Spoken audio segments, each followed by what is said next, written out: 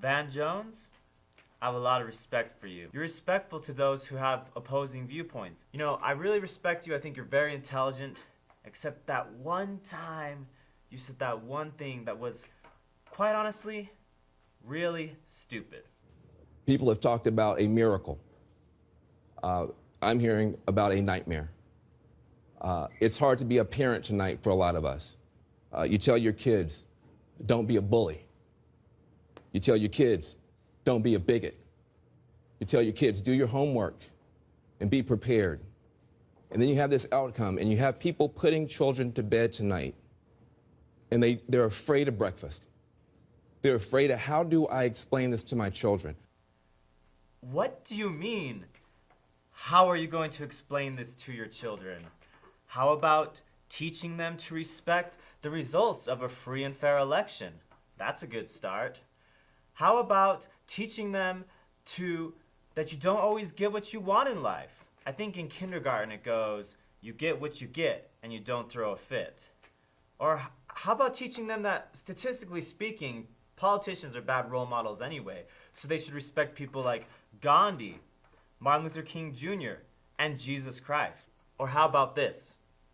Why don't you teach them the exact same thing you would have taught them had the election results been different? If your children take into account the musings of a rich billionaire, whether president of the United States or not, over your own words, you're not doing a very good job to begin with.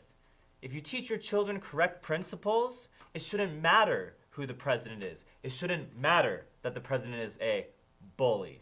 What did Malala's parents tell her when the Taliban took over her village in Pakistan?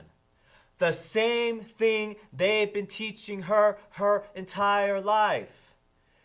The principles that her parents taught her had been planted so deep inside of her soul that the Taliban couldn't pluck them out.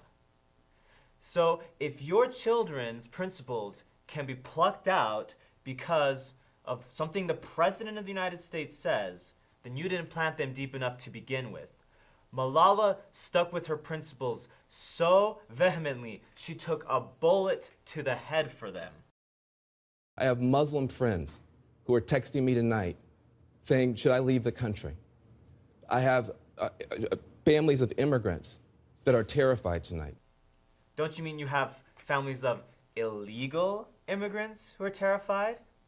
You know, if I was breaking the law, I would be scared of being caught too. This was many things. This was a rebellion against the elites.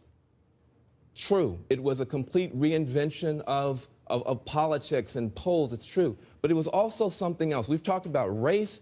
I mean, we've talked about everything but race tonight. We've talked about income. We've talked about class. We've talked about region. We haven't talked about race. This was a white-lash. This was a white-lash against a changing country. It was a white-lash against a black president in part. And that's the part where the pain comes. You know what, Mr. Jones? I agree with you. This was a white-lash, but not in the way that you think. This wasn't a bunch of white supremacists getting back at black people. This was a bunch of white people who are sick of being called racist. They're sick of being called bigots, and they're sick of people judging them who know nothing about them at all. And they are sick of being judged by the color of their skin rather than the content of their character. I have Cherokee blood on my mother's side, but the majority of my blood is Caucasian. Why then, if the majority of me is white, from the time I was 12, have I self-identified as a Cherokee? Because I felt like less of a monster if I wasn't white. But why was I made to feel like a monster?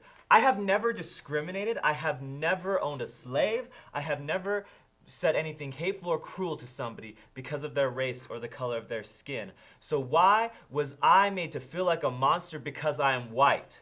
That is wrong, and that is what this was against. This was a white-lash against that, because white people are sick of being made to feel like monsters because of the color of their skin. And that, Mr. Jones, is what this election result was about. It was about white people who are sick of being called racist and being put down and demonized just because they're white. It's about people who are sick of being demonized because they're straight or Christian or gun owners or conservative. That's what this was. It was a lash against that, and that is why Hillary Clinton lost. They are rejecting the labels that they have been stoned with. This is a lash against that. This is them saying they want to feel like people again. So yes, Mr. Jones, this was a white lash because conservative America, white America, is sick of being demonized, judged, hated, and persecuted, and they want it to end.